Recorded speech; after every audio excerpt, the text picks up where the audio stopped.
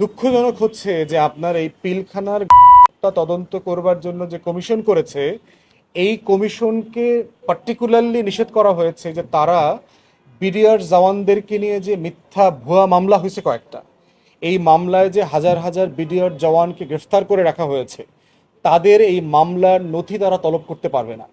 তারপরে এই যে ডিএডি তৌহিদ টাইপের কিছু লোক আছে, আপনারা দেখেছেন, যারা তখন সাহারা খাতুন, তারপরে তাপস, এই যে আওয়ামী লীগের নেতাদের সাথে যে দফায় দফায় গোপন মিটিং করেছে, এই মিটিংয়ের ভিত্তিতে তারা কি সাক্ষ্য প্রমাণ দিয়েছে, তারপরে জবানবন্দি যেটা দিয়েছে সেটার ব্যাপারে কোনো ডকুমেন্ট তারা বিবেচনায় নিতে পারবে না এবং খতিয়ে দেখতে পারবে না।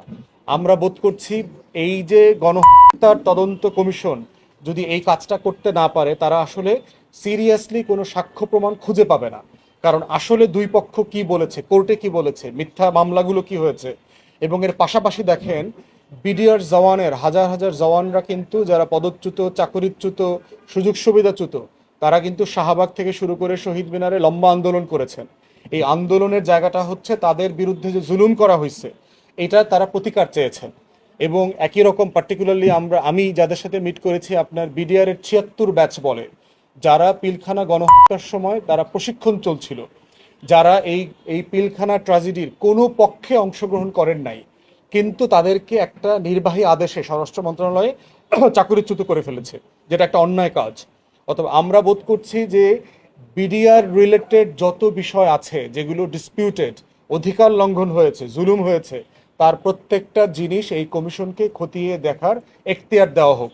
পিলখানা ফোকাস থাকতে হবে, কিন্তু পিলখানাকে রিলেট করে অন্যান্য যে ঘটনাগুলো ঘটেছে, এই যে হাজার হাজার জওয়ানের জীবন শেষ হয়ে গেছে, যারা বিনা বিচারে জেল খাটছে, মিথ্যা মামলায় জেল খাটছে, ভুয়া মামলা হয়েছে, অত্যাচার নির্যাতন করেছে, কয়েক ডজন জওয়ানকে পিট করা হয়েছে, লাশের পর লাশ বের হয়েছে আপনার জেলখানা থেকে, এগুলো তো খতিয়ে দেখার এখতিয়ার দিতে হবে।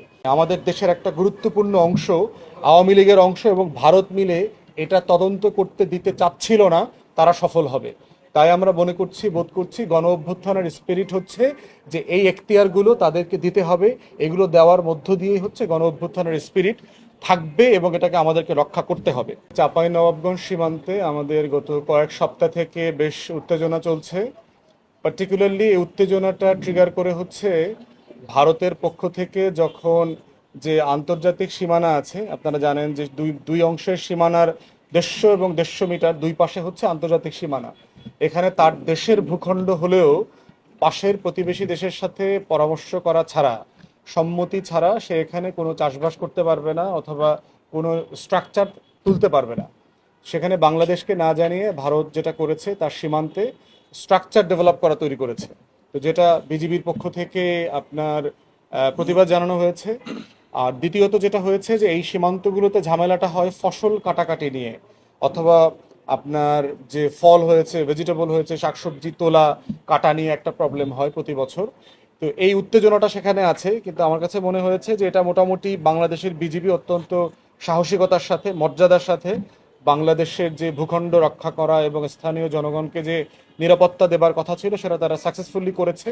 এবং এর পাশাপাশি যেটা হয়েছে যে স্থানীয় জনগণকে আমরা দেখেছি, তারা তাদের সাধ্যমতো যতটুকু সম্ভব ছিল বাংলাদেশের স্বাধীনতা এবং সার্বভৌমত্বের পক্ষে দাঁড়ানো, সেটা তারা করেছে।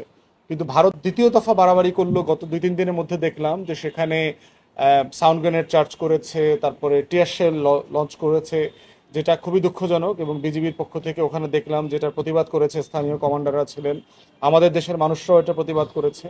তো আমার মনে হয় যে এটা ভারত যেহেতু এই ঝামেলাটা শুরু করেছে, এটা তার দায়িত্ব যে ৫০০-র উপর এলাকাতে, যেটা আওয়ামী লীগের আমলে তারা কাঁটাতারের বেড়া অথবা কাঠামো বিল্ড করা তৈরি করেছিল, শুরু করেছিল আন্তর্জাতিক আইন লঙ্ঘন করে, আওয়ামী লীগ যেটাকে অনুমতি দিয়েছে করতে, সেটা বন্ধ করা দরকার।